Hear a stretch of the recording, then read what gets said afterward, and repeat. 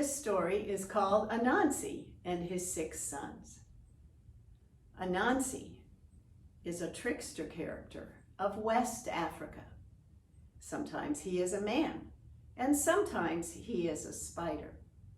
But he is always making mischief. And sometimes his mischief brings wonderful things into the world. Now Anansi had 6 sons. Each son had a special power. First son was called Farseer because he could look into the distance and see what was happening far away.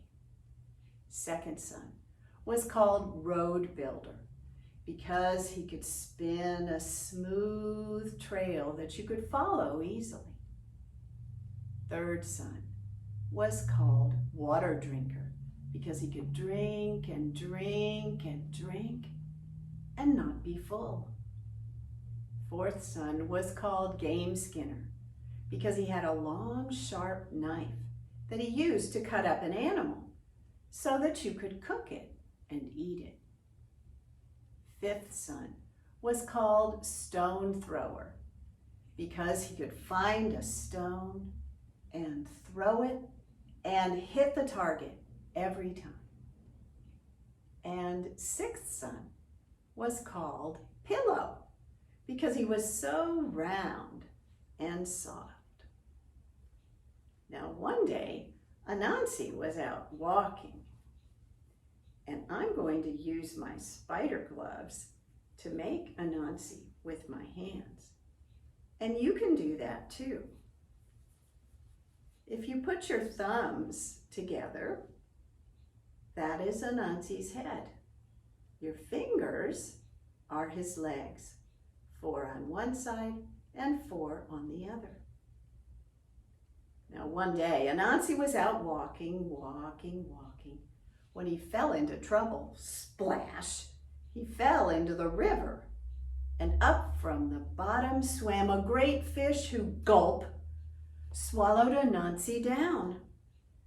Back at home, Farseer said, "Uh-oh, our father is in trouble." "Follow me, brothers," said Road Builder, and he spun a silken track that he and his brothers followed easily. When they reached the river, Water Drinker bent down and drank and drank and drank until the river was dry, and there in the mud flapped the great fish. Now Game Skinner drew out his long, sharp knife and cut open the fish. Out crawled Anansi.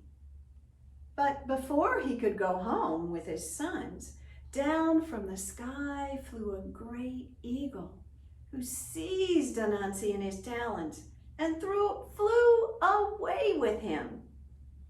"Oh no," cried the brothers, "there goes our father again." But Stone Thrower looked along the riverbank. He found a perfect stone. He saw where the eagle flew far away. He threw the stone.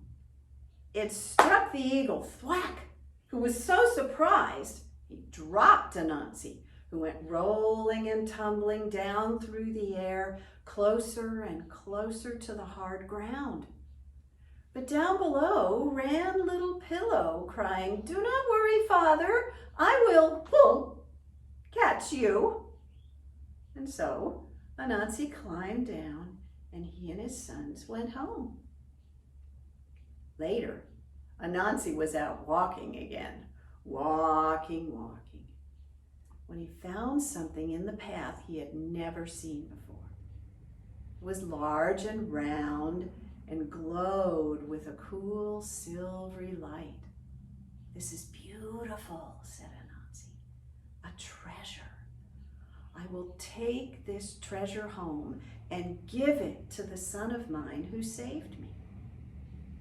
And so Anansi took home the great silver ball. He said, "This is a treasure for the son of mine who saved me. Who should I give it to?" "Give it to me," said Farseer, "for I saw that you were first in trouble." "Give it to me," said Road Builder, "for I laid down that smooth track to the river. I should have it." "No, brothers," said Water Drinker, "I emptied the river. I should have this beautiful silver ball." Wait, said Game Skinner. "I cut open the fish that freed our father. It is I who should have this prize." No, said Stone Thrower. "I threw the stone that freed our father again. It is my prize." "What about me?" cried Little Pillow. "I caught you so you wouldn't go splat. I should have the prize." Well, Anansi's sons argued and fussed and carried on. Their voices grew louder and louder. Their voices rose up to heaven, where Nyame the Sky God sat. Nyame the Sky God liked peace and quiet.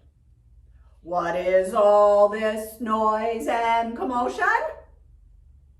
"It is Anansi and his 6 sons arguing over that silver ball. I will make them stop. I will take that ball away from them."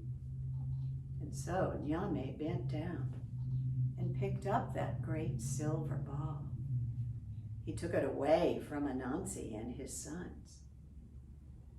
He took it far away. He hung it in the sky. It is there still. You can see it tonight. If the clouds part, it is the moon.